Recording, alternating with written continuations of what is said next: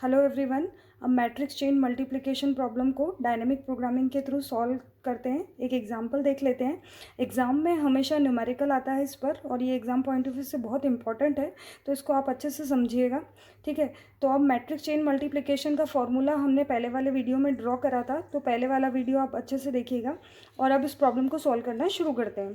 करने कि अगर आपको मल्टीपल मैट्रिसेस दिए हुई हो सीक्वेंसेस में, तो कितने नंबर ऑफ स्केलर ऑपरेशन लगेंगे उनको जब मल्टीप्लाई करेंगे, और किस ऑर्डर में मल्टीप्लाई करें कि वो नंबर ऑफ स्केलर ऑपरेशन क्या हो, मिनिमाइज हो।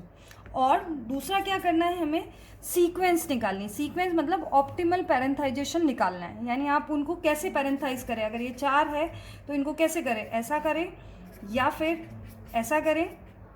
ठीक है, मतलब मल्टीपल चॉइसेस हैं, और आपको हर चॉइस को कंसीडर करते हुए जिसमें सबसे कम स्केलर ऑपरेशन लगेंगे उसको फाइंड आउट भी करना है, स्केलर ऑपरेशन भी फाइंड आउट करने हैं, और ऑप्टिमल पैरेंथाइजेशन भी करना है। तो मैंने इसको जो फॉर्मूला आपको कैलकुलेट करके बताया था उसको यहाँ पर मैंने प्रॉपरली लिख दिया है कि जब आई और जे की वैल्यू बराबर होगी तो ये कॉस्ट कितनी हो जाएगी, 0।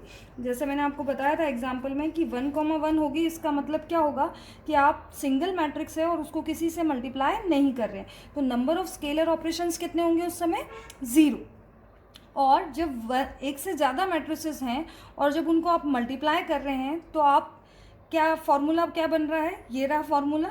यहाँ पर मैंने के की वैल्यू ली है किस किस के बीच में, आई और जे के बीच में। के जो है वो आई के बराबर तो हो सकता है, उससे बड़ा भी हो सकता है, पर जे के बराबर कभी भी नहीं होगा। अब इस फॉर्मूले का यूज़ करते हुए हम मैट्रिक्स चेन मल्टीप्लिकेशन प्रॉब्लम को डायनेमिक प्रोग्रामिंग के थ्रू सॉल्व करते हैं।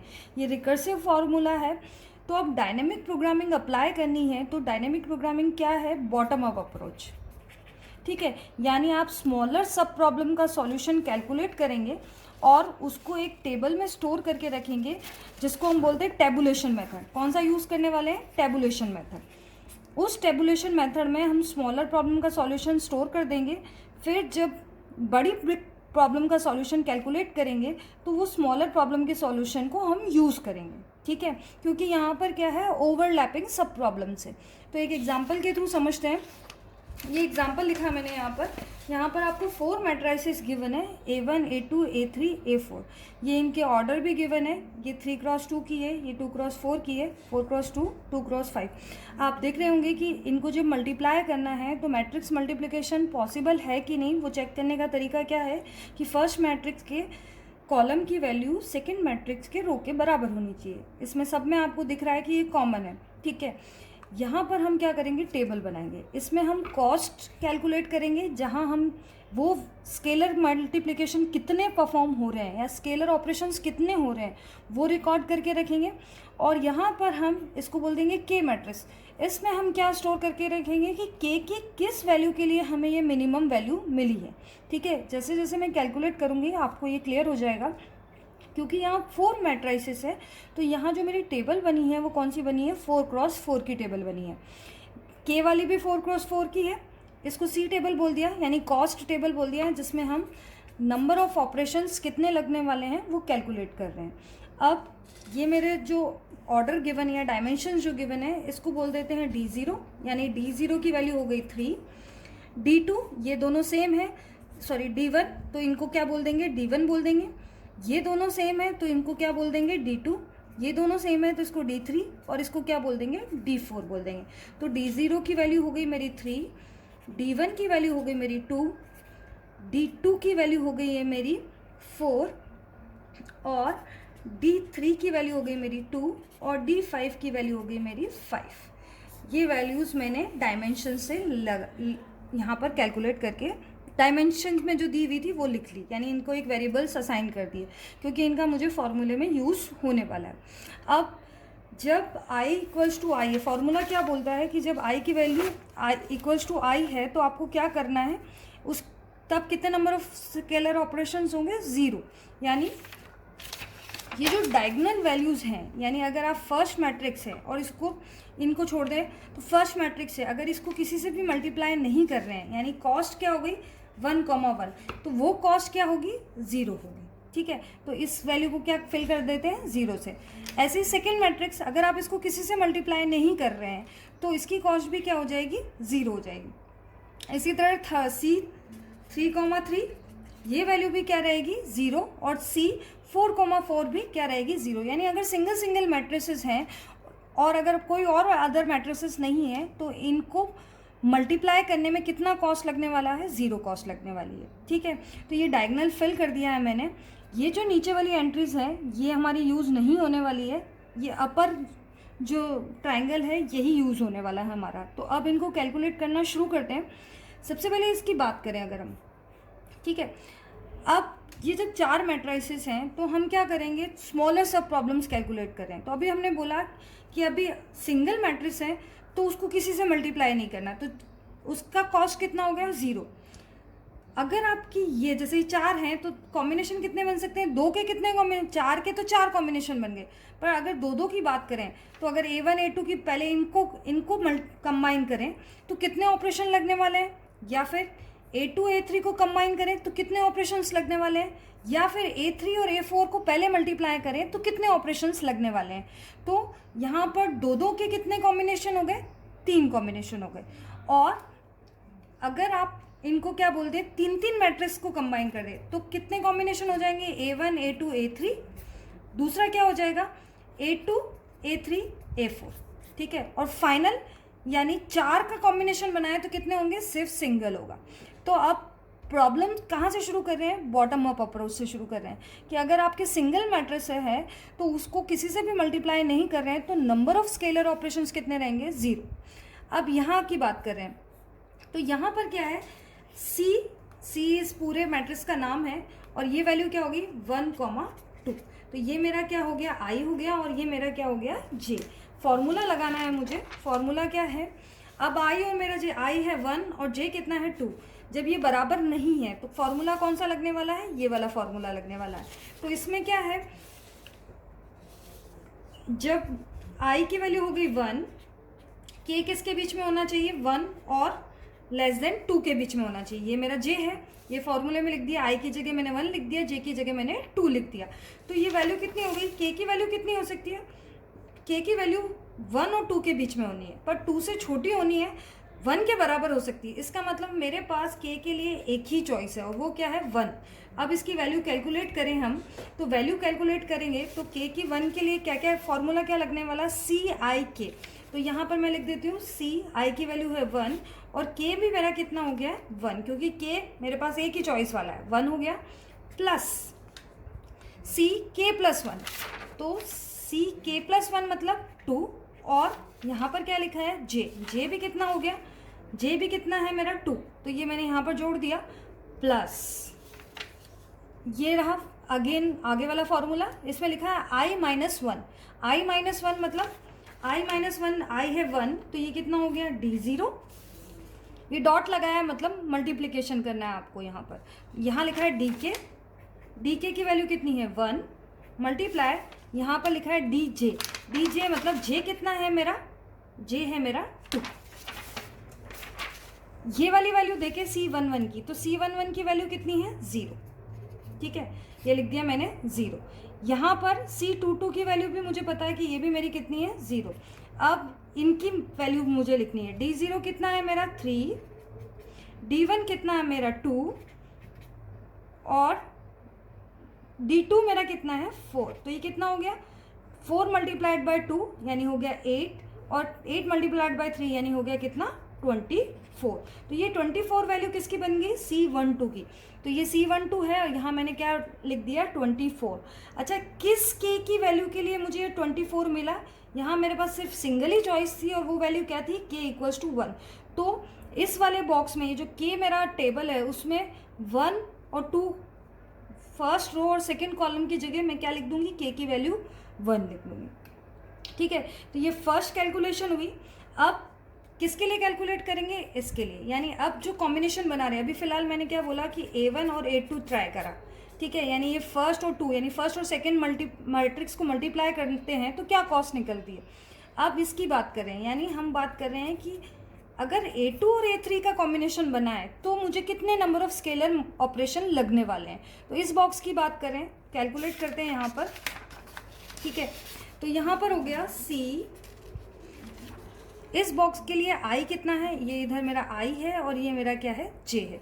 I मेरा है यहाँ पर 2 और J कितना है 3, यहाँ लिख दिया 2,3। ये देखिए सेकेंड और थर्ड मैट्रिक्स की कॉम्बिनेशन की बात कर रहे हैं, इसलिए यहाँ पर 2,3 वैल्यू आ गई। यहाँ पर क्या करना है, फिर से मिनिमम लिखना है, 2 I की जगह 2 लिख दिया, K और यहाँ पर J की वैल्यू है कितनी, 3। अब K की वैल्यू क्या है, 2 और 3 के बीच में होगी, 3 से तो छोटी होनी चाहिए, 2 के बराबर हो सकती है। इसके मतलब हो गया कि हमारे पास एक ही चॉइस है और वो भी क्या है, K की वैल्यू क्या रहेगी, मेरी 2 रहेगी। तो यहाँ मैंने K की वैल्यू क्या हो गई, मेरी 2 हो गई। अब इसकी वैल्यू कैलकुलेट करें हम, तो वैल्यू क्या हो जाएगी, C यहाँ पर लिखते हैं 2, K 2 मतलब I, J, फॉर्मूला, ये जो फॉर्मूला है इसी का यूज़ कर रहे हैं। इस फॉर्मूले को मैं यहाँ नीचे लिख देती हूँ बोले, I और K कितना है 2, I की वैल्यू है मेरी 2, ये मेरा I है, ये मेरा J है, ठीक है। 2, 2 प्लस K प्लस 1 यानी C 3, 3 plus DI minus 1, I कितना है 2, तो ये हो गया D1 मल्टीप्लाइड बाय DK कितना है 2, D2 मल्टीप्लाइड बाय D3, ठीक है। यहाँ देखें वैल्यूज देख लेते हैं, ये C22 मतलब सिंगल मैट्रिक्स की बात हो रही है, तो ये वाली C22 की वैल्यू तो क्या है, 0 है, ठीक है। फिर प्लस C33 भी मेरा 0 है, D1 कितना है मेरा 2, D2 है मेरा 4 और D3 है मेरा 2, तो ये कितना हो गया 8 मल्टीप्लाइड बाय 2 यानी कितना हो गया 16 को हम कहाँ फिल कर देंगे, इस प्लेस पर फिल कर देंगे। ये किसकी है, 2 और 3 की वैल्यू है, यहाँ रहा C 2 3 की वैल्यू है, ठीक है। और ये किस K की वैल्यू के लिए मुझे मिला है, 2 के लिए, तो यहाँ पर क्या फिल कर देंगे, 2 को फिल कर देंगे। 2 सेकेंड रो के थर्ड कॉलम में क्या फिल कर देंगे, 2 फिल कर देंगे। यहाँ पर सिंगल चॉइस क्यों मिल रही है मुझे, क्योंकि यहाँ पर एक का डिफरेंस आ रहा है, यानी आप 2 के कॉम्बिनेशन बना रहे हैं। 4 मैट्रिसेस हैं, 1 2 3 4, तो पहले इस कॉम्बिनेशन को ट्राई कर लिया, फिर इसको ट्राई कर लिया, अब इसको ट्राई कर रहा है। सबसे पहले ये वाले डायगोनल में हमने क्या करा कि सिंगल मैट्रिक्स है तो किसी से मल्टीप्लाई नहीं करना, इसलिए स्केलर ऑपरेशन कितने हैं, 0। अब 2 के ग्रुप बनाए कि अगर 4 मैट्रिक्स के 2 के ग्रुप बनाए तो 3 ग्रुप बन सकते हैं, क्योंकि प्लेसेस चेंज नहीं कर सकते हम इनकी। तो पहले A1 A2 की बात कर ली, फिर A2 A3 की बात कर ली, फिर A3 A4 की बात करेंगे। तो ये कैलकुलेट कर चुके हैं हम। अब हम क्या कैलकुलेट करेंगे, ये तो ये क्या हो गया हमारा C, यहाँ पर है 3 और 4, यानी A3 और A4 को मल्टीप्लाई करेंगे तो कितने नंबर ऑफ स्केलर ऑपरेशन लगेंगे। तो यहाँ मैं डायरेक्टली फास्ट वैल्यू लिख लेती हूँ, 3 less than K less than 4। अच्छा, K की सिर्फ सिंगल चॉइस है मेरे पास, क्या 3, क्योंकि J के बराबर नहीं हो सकता, तो K 3 और 4 के बीच में लेना है, पर 4 से छोटा लेना है, तो इसलिए K की वैल्यू कितनी ली है मैंने, यहाँ पर 3 ली है। तो यहाँ पर अगर वैल्यूज़ कैलकुलेट करके फटाफट लिख देती हूँ मैं, यहाँ पर हो गया C 3, 3 plus C 4, plus DI minus 1, यानी हो गया ये DI माइनस 1 हो गया, यानी D2 मल्टीप्लाइड बाय DK है मेरा 3 मल्टीप्लाइड बाय DJ है मेरा 4। ये वैल्यू को मल्टीप्लाई करेंगे तो मेरा टोटल निकलने वाला है 30, सॉरी D2 है मेरा D2 है मेरा 4, D3 है 2 मल्टीप्लाइड बाय 5, तो ये हो गया मेरा 40, ठीक है। और K की किस वैल्यू के लिए मिला मुझे 40, K की 3 वैल्यू के लिए मिला मुझे 40, तो ये मैंने यहाँ पर फिल कर दिया 40, और K वाली मैट्रिक्स में या K वाली टेबल में मैंने इस जगह पर क्या लिख दिया है, 3 लिख दिया है। अब इधर आगे बढ़ना है, यहाँ पर इसके लिए कैलकुलेट करेंगे। अब हम क्या करेंगे, 2 के कॉम्बिनेशन बना के देख लिए, अब किसके बनाएंगे, 3 के कॉम्बिनेशन। तो 3 के कितने कॉम्बिनेशन बनने वाले हैं, A1 A2 A3 A4 है, तो 3 के कितने बनेंगे, एक कॉम्बिनेशन तो ये बन जाएगा, और दूसरा A1 A2 A3 और A4, और दूसरा कॉम्बिनेशन क्या बन जाएगा, ये वाला बन जाएगा। ठीक है, तो इन दोनों के लिए स्केलर ऑपरेशन कैलकुलेट करेंगे तो किसके लिए कर रहे हैं, 1 से लेकर 3 तक मैट्रिक्स को मल्टीप्लाई करें तो कितने नंबर ऑफ स्केलर ऑपरेशन होने वाले हैं, और दूसरा 2 से लेकर 4 तक मल्टीप्लाई करें तो कितने नंबर ऑफ स्केलर ऑपरेशन होने वाले हैं। ठीक है, तो अब फॉर्मूला कैलकुलेट करते हैं, फिर से वैल्यू कैलकुलेट करते हैं। अब ये वैल्यू कौन सी वाली रहेगी, ये वाली। ठीक है, 1 2 3 यानी C1, 3 यहाँ पर मिनिमम फाइंड आउट करना है। जो आपका K होना चाहिए वो किस किस के बीच में होना चाहिए, 1 और 3 के बीच में होना चाहिए। तो अगर हम देखें 1 के बराबर हो सकता है पर 3 से छोटा, तो मेरे पास यहाँ K की 2 वैल्यू मिल जाएगी। एक K की वैल्यू क्या मिल जाएगी, 1, और एक K की वैल्यू मेरी क्या मिल जाएगी, 2 मिल जाएगी। यानी अब मेरे पास 2 चॉइसेस हो गई। ठीक है, इन दोनों चॉइस में इसमें मुझे क्या फाइंड करना है, जो मेरा मिनिमम देगा वो मुझे यूज़ करना है। तो मैं इसको यहाँ पर लिख लेती हूँ मिनिमम। पहले 1 के लिए लिखते हैं, तो 1 के लिए जब लिखेंगे तो ये हो गया मेरा 1, 1 प्लस C K प्लस 1, यानी K की वैल्यू 1 है। फर्स्ट ये K की वैल्यू 1 के लिए लिख रहे हैं। ठीक है, इसको साइड में लिख देती हूँ, 1 के लिए लिख रहे हैं। तो ये कितना हो गया 2, कॉमा J कितना है 3, प्लस अब फॉर्मूले में फिर से वैल्यू रखें तो ये कितना हो गया वैल्यू,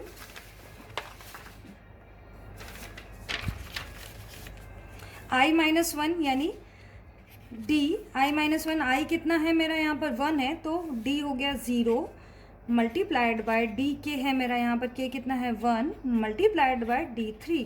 ठीक है, पहली ये हो गई, कॉमा दूसरी वाली वैल्यू भी मैं लिख देती हूँ C।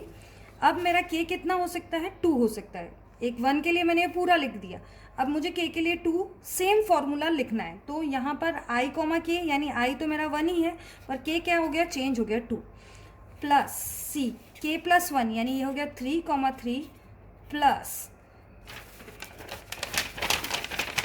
D I-1 यानी I कितना, I तो मेरा फिक्स ही है 1, तो ये कितना हो गया D0 multiplied by D K कितना है 2 और D J कितना है 3। ठीक है, अब ये वैल्यूज़ कैलकुलेट लिख लेते हैं यहाँ पर। तो यहाँ पर मैं यूज़ कर लेती हूँ जो मेरी वैल्यूज़ थी।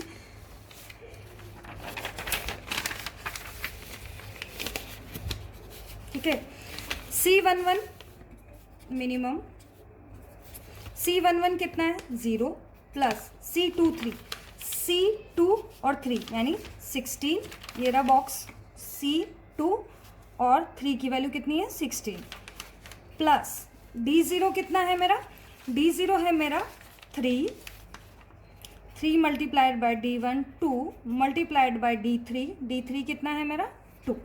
ठीक है, पहली वैल्यू ये हो गई। दूसरी वैल्यू C12 C1 और 2 की वैल्यू कितनी है 24 प्लस C33 तो मेरा पता है मुझे 0 है। D0 कितना है मेरा 3 मल्टीप्लाइड बाय D2 कितना है मेरा 4 मल्टीप्लाइड बाय D3 कितना है मेरा 2। इनका सम निकाल लेते हैं मिनिमम। ये हो गया 6, ये हो गया 3 मल्टीप्लाइड बाय 2 यानी 6 मल्टीप्लाइड बाय 2 यानी 12। ठीक है, तो 12 प्लस 16 कितना हो गया 28। पहली वाली वैल्यू आ चुकी है 28, ये कितना है 24 और ये 4 अगेन, ये कितना आ रहा है 24 ही आ रहा है। 4 मल्टीप्लाइड बाय 3 यानी 12 और ये 24 यानी कितना हो गया 48। तो इन दोनों में से मुझे मिनिमम क्या मिला 28। तो इसको कहाँ पर फिल कर देंगे, ये किसकी वैल्यू है 1, 3 की वैल्यू है, तो इसको कहाँ पर फिल कर देंगे, यहाँ पर फिल कर देंगे। ठीक है, अच्छा ये K की किस वैल्यू के लिए मुझे मिनिमम मिला है। अब मेरा असली वर्क आया कि K की किस वैल्यू के लिए मिनिमम मिला। ये K की वैल्यू 1 के लिए था और ये K की वैल्यू 2 के लिए था। तो 1 के लिए मुझे क्या मिला है, यहाँ पर मिनिमम मिला है। ये मेरी K की जब ये वैल्यू कब आई, जब मेरी K 1 था, और ये वैल्यू कब आई, जब मेरी K 2 था। तो मिनिमम किसके लिए मिला मुझे, K की वैल्यू 1 के लिए। तो इसको कहाँ फिल कर देंगे, यहाँ पर 1 फिल कर देंगे। यहाँ पर हम number of scalar operation count कर रहे हैं, यहाँ पर मुझे किस वैल्यू के लिए मिनिमम मिल रहा है उसको रख रहे हैं यहाँ पर। अब इसके लिए कैलकुलेट कर लेते हैं। ये है 2 to 4, यानी अब आप कौन से कॉम्बिनेशन को ट्राई कर रहे हैं कि आपके पास A B C D है। अब इस कॉम्बिनेशन को ट्राई कर रहे हैं, मतलब आप सेकंड से लेकर 4th तक मैट्रिक्स को ट्राई कर रहे हैं। ठीक है, तो जब सेकंड से 4 मैट्रिक्स को ट्राई कर रहे हैं तो जो फॉर्मूला है उसको वापस से मैंने इस फॉर्म में लिख दिया है कि आई की वैल्यू है 2 और जे की वैल्यू कितनी 4 और के की वैल्यू 2 और 4 के बीच में हो सकती है। जो के है वो 4 के बराबर नहीं हो सकता, इसका मतलब के की 2 वैल्यू पॉसिबल है, एक 2 और एक हो गई 3। तो 2 के लिए मैंने ये कैलकुलेशन यहाँ लिख दी है और 3 के लिए यहाँ लिख दी है। ये टेबल मैंने यहाँ इस पर बना ली है वापस से। अच्छा, प्रीवियसली मैंने यहाँ पर D5 मेंशन कर दिया था तो मैंने इसको करेक्ट कर दिया है, आप भी करेक्ट कर लेना। ये D4 है और इसकी वैल्यू कितनी है 5 है। ठीक है, अब इसको वैल्यूज़ को लिख लेते हैं यहाँ पर। इनमें से हमें क्या लेना है, मिनिमम लेना है इन दोनों वैल्यू में से। C22 तो है मेरा 0, C34 की वैल्यू कितनी है C3 और 4 की वैल्यू है मेरी 40 plus D1 multiplied by D2, D1 है 2 multiplied by D2 4 multiplied by D4 वो कितना है 5। ठीक है, कॉमा C23 की वैल्यू है कितनी 16 प्लस C44 कितना है 0 प्लस यहाँ पर है D1 multiplied by D3, D1 है 2 मल्टीप्लाइड बाय D3 है 2 मल्टीप्लाइड बाय 5। इन दोनों में से मिनिमम लेना है। ये वाली वैल्यू कितनी हो गई, ये भी 40 हो गया, 40 हो गया 80, 16 प्लस ये कितना है, ये कितना हो गया 20, तो ये कितना हो गया 36। तो इसमें मिनिमम कितना है 36। तो ये किसकी वैल्यू हो गई C24 की वैल्यू हो गई। और के की किस वैल्यू के लिए मिनिमम मिला मुझे, के की ये 2 के लिए था, ये 2 के लिए था और ये के जब 3 है उसके लिए था, तो मुझे के की वैल्यू 3 के लिए मिनिमम मिला। तो यहाँ 3 फिल कर देते हैं और इस जगह क्या फिल कर देते हैं 36। अब इस वैल्यू को कैलकुलेट करेंगे। यहाँ क्या है 1 4, तो 1 4 वाली वैल्यू को कैलकुलेट करेंगे तो यहाँ पर लिख देते हैं C1 4। ठीक है, यानी I1 हो गया और J कितना है 4। मिनिमम लेना है, मिनिमम किस किस के बीच में से लेना है हमको। यहाँ पर K है किस किस के बिटवीन 1 और 4 के बीच में है, तो K कितना कितना हो सकता है, K हो सकता है आपका 1, K हो सकता है 2 और K हो सकता है 3। तो यहाँ हमारे पास 3 पॉसिबिलिटीज़ है और 3 पॉसिबिलिटीज़ में से हमें क्या लेना है, मिनिमम लेना है। तो 3 पॉसिबिलिटीज़ कैसे बन रही है, जैसे ये A1 A2 A3 A4 4 matrices थी। तो फर्स्ट पॉसिबिलिटी क्या थी कि आप क्या कर रहे हैं, यहाँ से पैरेंथाइजेशन शुरू कर रहे हैं, तो पहले इनको कैलकुलेट कर रहे हैं फिर इसको। सेकेंड पॉसिबिलिटी क्या हो गई, A1 और A2, यानी दो को पहले मल्टीप्लाई कर रहे हैं A3 A4 और फिर A3 A4, इस A1 A2 को मल्टीप्लाई करा और इधर A3 A4 को मल्टीप्लाई करा, फिर इन दोनों को मल्टीप्लाई करा। और तीसरी चॉइस क्या हो गई, A1 A2 A3 एक साइड है और A4 अलग, यानी आप पहले इसको मल्टीप्लाई कर रहे हैं फिर इसको यूज़ कर रहे हैं। तो हमारे पास 3 चॉइसेस हो गई। इन तीनों में से हमें क्या लेना है, मिनिमम लेना। जो हमें minimum number of scalar operation देगा वही हमारा इसके लिए वैल्यू हो जाएगी। ठीक है, तो यहाँ पर 1 to 4 के लिए तीनों वैल्यूज़ लिख लेते हैं। तो सबसे पहले K1 के लिए लिखते हैं। तो जब K1 के लिए लिखते हैं तो यहाँ होता है सी आई के मतलब 1, K की वैल्यू कितनी हो गई 1 प्लस K प्लस 1 यानी 2, J तो 4 ही है मेरा, plus DI minus 1, I minus 1 हो गया यानी D0 मल्टीप्लाइड बाय K फिलहाल अभी 1 लिया है तो ये D1 और DJ कितना है मेरा D4। ठीक है, पहली। दूसरी हो गई, अब ये K1 था, अब K2। ठीक है, K2 के लिए क्या होगी हमारी, I तो मेरा 1 ही है तो यहाँ 2 प्लस K प्लस 1 यानी 3, यहाँ 4 प्लस ये तो D0 ही रहा मल्टीप्लाइड बाय D1 की जगह हो गया मेरा D2 और यहाँ पर मेरा क्या रहेगा D4। तीसरा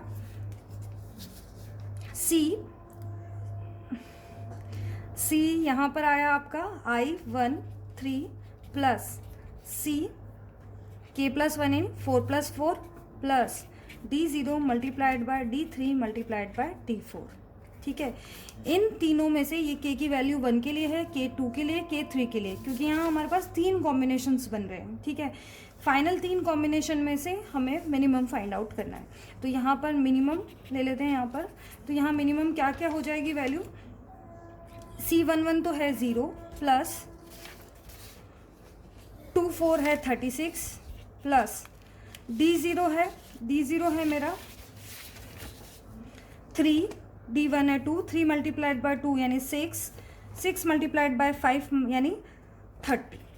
ठीक है, पहला ये हो गया। दूसरा C12 कितना है, C12 है 24 प्लस C34 कितना है 40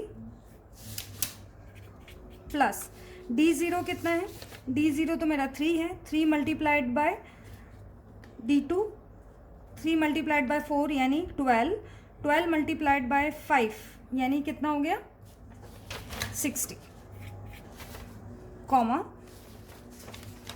इसके लिए तो ये हो गया 66, ये हो गया है मेरा 124 और ये है मेरा 58। इन तीनों में से मिनिमम क्या है 58। ठीक है, तो अब इस टेबल में हम यहाँ पर क्या फिल कर देंगे 58 फिल कर देंगे।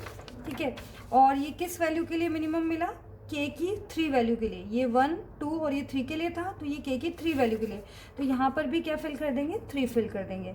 तो ये जो कॉर्नर वाला बॉक्स सही हमें बता रहा है कि इन चारों मैट्रिसेस को मल्टीप्लाई करेंगे तो minimum number of scalar operations कितने होंगे 58। यहाँ पर हमारे पास डिफरेंट थे, 58 भी था, 124 भी था, 66 भी था। तो अगर हम इनको किसी और ऑर्डर में मल्टीप्लाई करते तो मैक्सिमम कितने ऑपरेशंस आ रहे हैं 124 और मिनिमम कितने मिल रहे हैं 58। तो अब हमें क्या करना है, इनका ऑर्डर डिसाइड करना है कि इनको किस ऑर्डर में हम मल्टीप्लाई करें। तो ये तो हो गए 58 स्केलर मल्टीप्लिकेशन, यानी फर्स्ट फाइंड कर लिया हमने कि हमें नंबर ऑफ मिनिमम ऑपरेशंस कितने लगने वाले हैं 58। अब ऑर्डर फाइंड करना, ऑर्डर मतलब पैरेंथाइजेशन कहाँ से करना है हमें वो फाइंड करना है। तो उसके लिए हम इस के मैट्रिक्स का यूज करेंगे।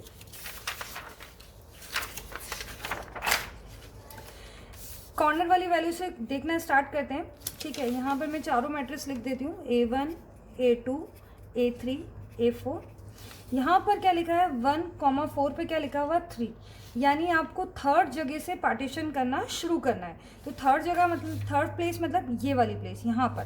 तो एक क्या हो गया आपका A1 A2 A3 और दूसरा क्या बन गया आपका A4, यानी इस जगह आपने एक पैरेंथाइजेशन कर दिया। ठीक है, या फिर अभी हमने इनको क्या कर दिया 2 में डिवाइड, एक ट्री बना लेते हैं, उसके अकॉर्डिंग हम इसको फाइंड आउट कर लेंगे। तो अभी फिलहाल वैल्यू क्या निकली 1,4 की वैल्यू कितनी है 3, के 1,4 की वैल्यू कितनी है 3। तो मतलब आप एक साइड 3 मैट्रिसेस रख दी और एक साइड कितनी मैट्रिसेस रख दी 1। इसके बाद अब ये कितनी मैट्रिसेस है 1 2 3, तो 1 से लेकर 3 यानी यहाँ थर्ड पोजीशन में लिए, तो 1 2 3 पर देखना है हमें। तो 1 2 3 पर कितना है 1, यानी ये वाले में अब एक साइड कितना आ गया A1 और दूसरी साइड कितनी आ जाएगी A2 और A3। फिर से बता देती हूँ आपको मैं, यहाँ पर पैरेंथाइजेशन करना स्टार्ट कर रहे हैं, उसके लिए हम के का यूज़ कर रहे हैं। सबसे पहले हमने इसे कॉर्नर वाली वैल्यू को देखा। यहाँ पर 1,4 की वैल्यू कितनी है 3, जिसको मैंने यहाँ नोट डाउन भी कर लिया। ये मेरी 4 मैट्रिसेस थी। पैरेंथाइजेशन करने के लिए हमने करा कि जो ये 1 2 4 है यानी 3 तक आपको मैट्रिसेस A1 A2 3, 3 मैट्रिसेस को यहाँ पर अलग कर दिया और एक मैट्रिक्स को यहाँ पर हमने पार्टी से अलग कर दिया। इसके बाद A1 A2 3 मैट्रिसेस बची और इस पर पोजीशन कितनी लिखी है 3। तो अब 3 मैट्रिसेस यानी 1 2 3 की बात हो रही है, तो 1 2 3 पर क्या लिखा हुआ है 1 लिखा हुआ है, यानी आपने 1 को अलग कर दिया है और A2 A3 को, या सीधा बोल दे यहाँ पर कि यहाँ पर अब पैरेंथाइजेशन करना किसको कर रहे हैं, यहाँ पर इसको कर रहे हैं। पहले ट्री कंप्लीट कर लेते हैं। फिर कौन बचा है A2 A3 यानी 2 2 3, तो 2 2 3 पर क्या लिखा है 2, यानी इस साइड क्या आ गया सिर्फ 2 A2, तो दूसरी साइड सिर्फ क्या बचा A3। तो अब हमारा ऑर्डर क्या हो गया, नीचे से स्टार्ट करते हैं। A2 A3 को आपने पहले पैरेंथाइज कर दिया, फिर इसको A1 से साथ पैरेंथाइज कर दिया और फिर फाइनली आपने इसको किसके साथ पैरेंथाइज करा A4 को। तो ये आपका ऑर्डर हो गया, या इस सीक्वेंस में आप क्या करेंगे मैट्रिक्स को मल्टीप्लाई करें। इन 4 मैट्रिसेस को इस सीक्वेंस में मल्टीप्लाई करेंगे तो नंबर ऑफ स्केलर ऑपरेशंस कितने लगने वाले हैं 58 लगने वाले हैं। इस मैट्रिक्स में हमने स्मॉलर सब प्रॉब्लम का सॉल्यूशन स्टोर करते हुए, उनका यूज़ करते हुए बिगर सब प्रॉब्लम का सॉल्यूशन कैलकुलेट करा और जिन जिन वैल्यू के लिए हमें एक मिनिमम मिलता गया उनको हमने यहाँ पर स्टोर कर दिया। इसका यूज़ करते हुए हमने क्या कैलकुलेट करा, पैरेंथाइजेशन कैलकुलेट करा।